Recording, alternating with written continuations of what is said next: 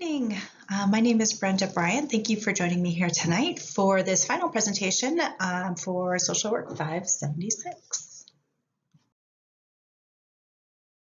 I'm going to introduce to you Carla Washburn. She is a 76-year-old African-American woman who has lived a full and rich life.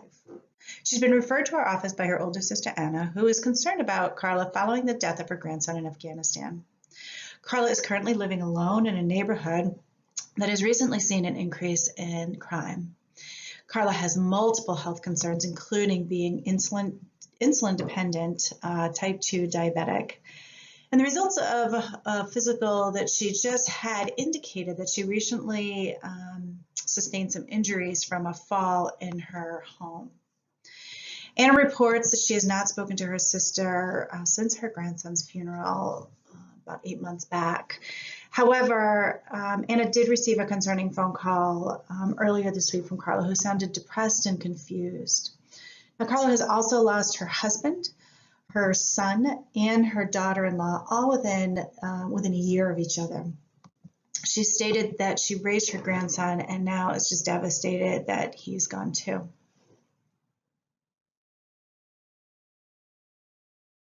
Currently, there are multiple presenting concerns and oppressive factors that Carla is facing. She's been impacted by institutional and environmental racism. She's currently living in a neighborhood that has slowly been losing residents, leaving vacant homes in disrepair. The vacancies have been attracting an increase in criminal activity. And even though the neighborhood has found itself facing these increasing economic strain and concerns for safety, it has been unable to get much help from the city as the major employer in town has left along with a third of its residents. Carla's daily life has been impacted by the lack of resources for seniors. Transportation is difficult to navigate, leaving many residents isolated and at risk for victimization. When thinking about meso-factors, when Carla was raising her grandson, she stated that she rarely found time to see her friends between work and childcare. As a result, she lost touch with many of her friends, and her social network really lessened. She reports that many of her friends at this point have either moved away or have passed on. She shared that once her husband passed away, she just didn't see the point in maintaining these relationships. She did used to speak to her sister more, but hasn't talked much to her since her grandson's death. Carla's also shared that she's concerned about her neighborhood primarily because she's finding it harder and harder to go outside because the bus route has moved so far away. And she really only has about 2 neighbors that are close by that she knows. She reports also that she's very nervous and concerned about her finances as she's heard, people talking about the potential for losing pensions with this economic downturn. During the intake, Carla presented with a very subdued mood and a depressed effect. She frequently appeared teary and needed significant time to acclimate to the interview. She did eventually share limited information about her recent fall, but denied that she was experiencing any pain currently, despite the fact that there was a pronounced limp. When asked about her diabetes, she said she's been taking all of her medications and she's trying to lose weight. Carla did state that she lives alone and does admit that she's starting to feel a little lonely now that the neighborhood has emptied out and her family is not around. Carla has experienced 2 distinct forms of racism in her community. Environmentally, her community is located furthest from the city center where she receives her medical care. Additionally, her access to transportation and resources is difficult because the bus stop that she needs to get to is a quarter mile from her home. And she states that she just won't go out after evening or after nightfall because she doesn't feel safe. Institutionally, she lives in a neighborhood that has largely been ignored by the local government, and promises for improvement have been slow to arrive. She states there is a small neighborhood council that she used to be part of, but had to stop when her grandson was younger. She also lives in a large neighborhood that has increasingly experienced a significant reduction in residents and businesses, and, as I said, has seen an increase in crime. As a result, The physical aspects of the neighborhood have deteriorated. Sidewalks and roads are increasingly difficult to navigate.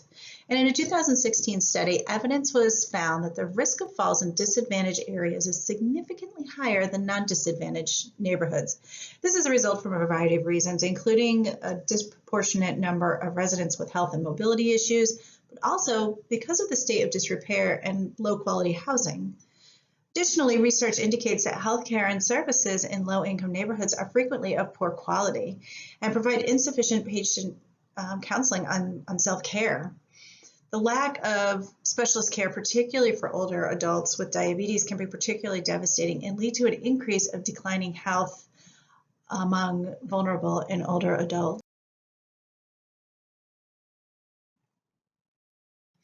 In order to develop a greater sense of security and safety in Carla's neighborhood, a community capacity development model would focus on supporting the local community's collective ability to create change. Combined with a planning and policy model, the community's change efforts could be further strengthened with the help from collateral contexts. Local town council representatives, legislators, even business owners can emphasize the need for a stronger and safer community. These interventions will be further reinforced through residential testimonials, data from local municipalities, and a comprehensive needs assessment. An evaluation will be paramount to this community, primarily to measure the effectiveness of interventions put in place, but also to provide residents with the best possible solutions available. The use of an outcome measure will enable communities to concretely see the changes that have been instituted. This can include quantitative data from pre and post assessments and municipal data. This can also include results from a focus group, from the town council meetings and public testimony, or qualitative data, which will also give the residents a sense of the success of its process of change.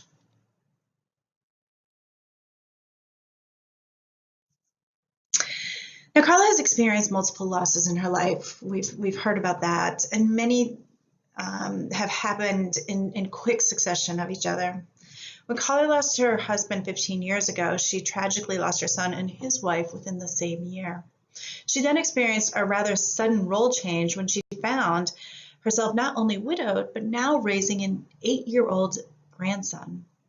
Studies have indicated that grandparents who have suddenly been called to raise grandchildren experience higher rates of social isolation and find it difficult to navigate social systems that they used to freely move in and out of. These responsibilities often interfere with friendships, further isolating women who arguably needed these connections the most. Carla is now finding herself once again facing a tragic loss as her grandson she raised for 15 years was killed in Afghanistan. She has now outlived both her child and her spouse and her grandchild. Again, Carla's role has changed. She has very little support and admits that she has further isolated herself and not spoken to her sister since her grandson's funeral. She additionally has not received any outreach from the military as her grandson had recently married, and the support from the VA has primarily been directed towards his wife. Carla Washburn is a woman who has lived a full life. She has worked hard, she's retired early, and then she found herself with multiple role changes. As a woman who has once again found herself mourning the loss of a loved one, she is vulnerable, isolated, and unsure of where to turn. The use of an echo map at this point would be a highly useful tool as to help her identify levels of connections that she has, perceives, or that she could have. The next slide will show a possible echo map with arrows that indicate the level of connectedness. Through the identification of both formal supports, meaning support groups, financial assistance, legal support, and informal supports such as natural helping networks or neighbors, connecting Carla to her community may help to reduce isolation. This must all be completed with a strong sense of what Carla's needs are according to Carla. It will be important to remember that Carla was initially resistant to meeting with a social worker. Older adults tend to prefer the support from their close personal networks. And Carla's cultural beliefs and practices must be considered, and interventions must be made collaboratively to build on her strength and her needs. This may in fact mean that the community is not her first choice for assistance. Evaluating Carla's engagement with her community and relationships within her life will require an ongoing intention from the social worker.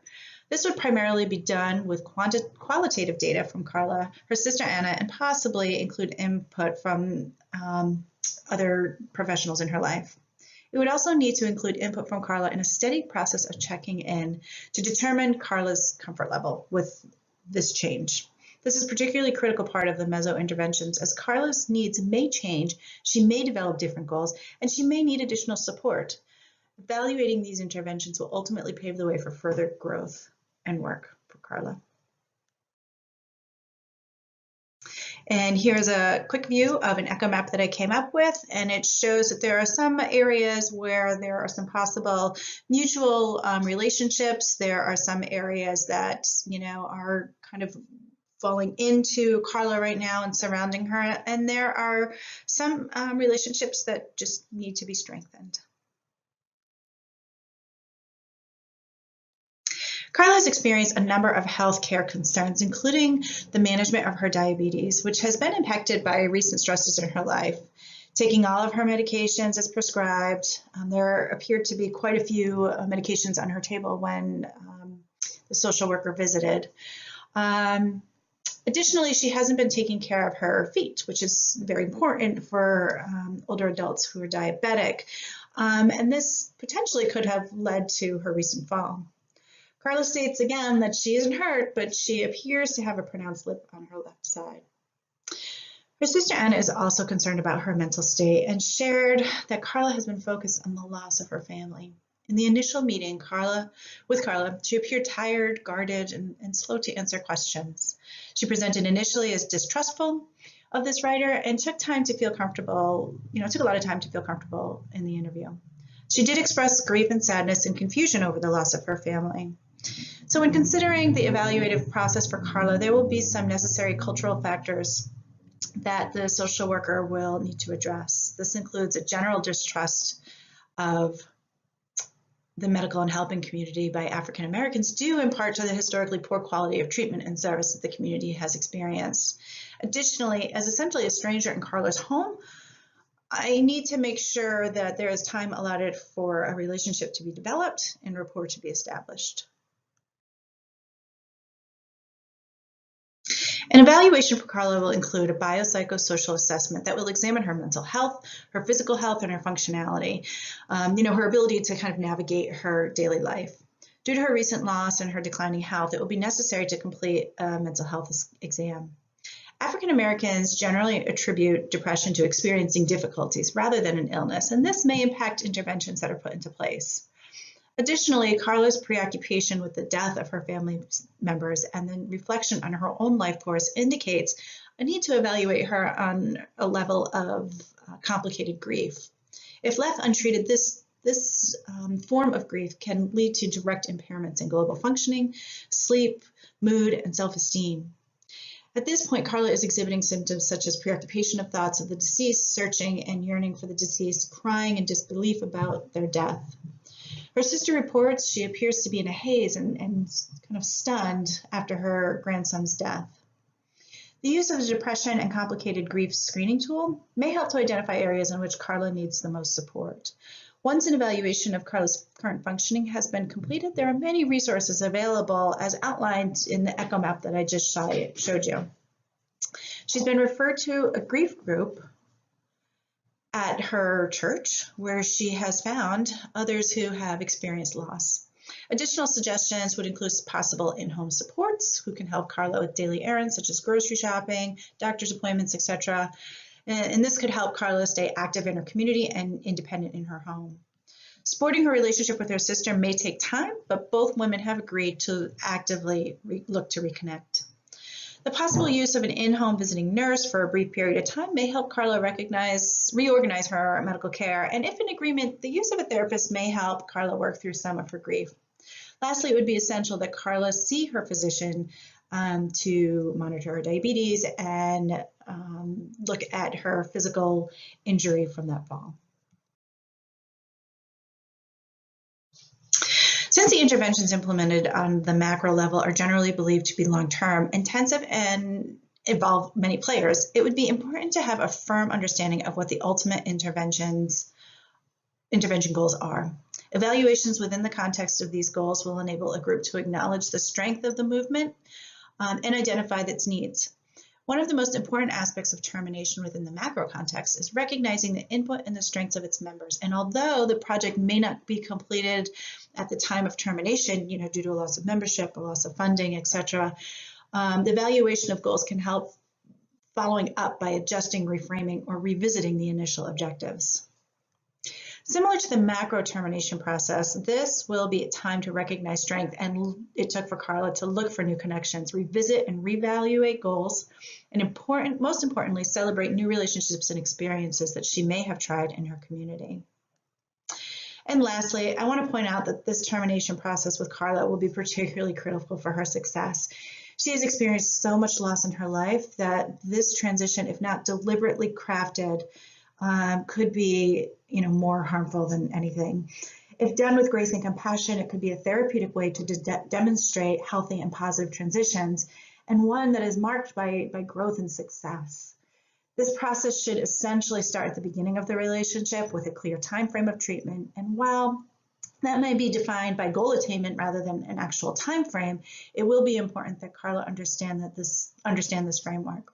I think it will also be important to honor and recognize any culturally relevant customs that Carla brings to this relationship. And I could tell that this would be a difficult case to transition out of, and I would want to make sure that I had adequate supervision as well to ensure that I'm providing the best care that I can for Carla. So it was a little bit long. I appreciate all of you sticking with me. I wish you all a wonderful break and well-deserved break, and hope to see some of you next semester. Take care, be well. Bye-bye.